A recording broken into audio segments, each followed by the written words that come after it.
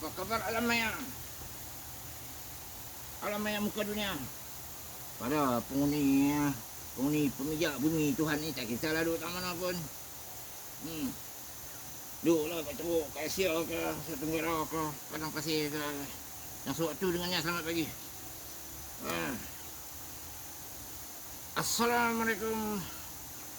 Tanpa meninggalkan salam sejahtera sesama manusia. Aku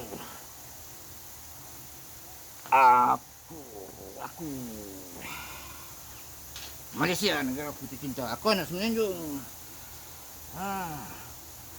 Dan di kesempatan ini aku nak sempurnakan ucapan khas selamat hari raya pada warga yang bermas tautin di Johor. Malam nanti tahulah keputusannya. Salah pilih Jahanam, tak Jahanam lingkup. Pilihlah pemimpin yang kejam, lagi zalim, yang bukan sifatnya lah. Dan hari ini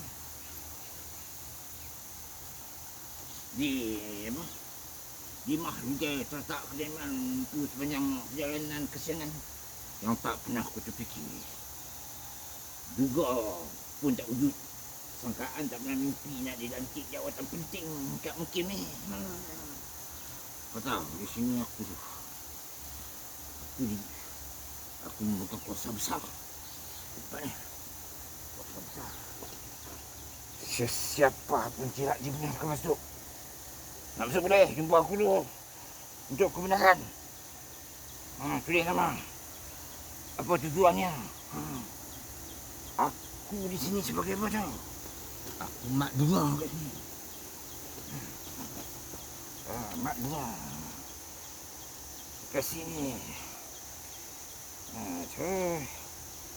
Daripada sering jaga pagar security, pengawal keselamatan adik-adik. Aduh.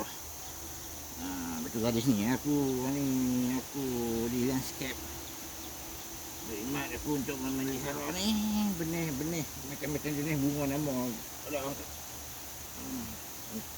Yang dah disemai untuk dijual. Ni apa nama bunga aku ni? Tahu bunga pun.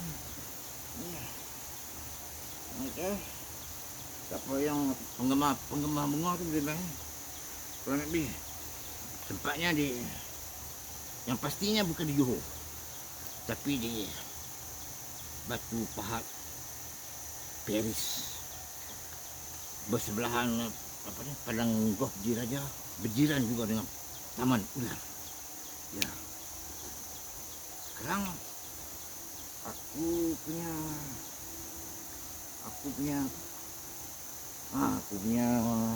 tanggung jawab sekarang untuk menutup pintu skrin telefon.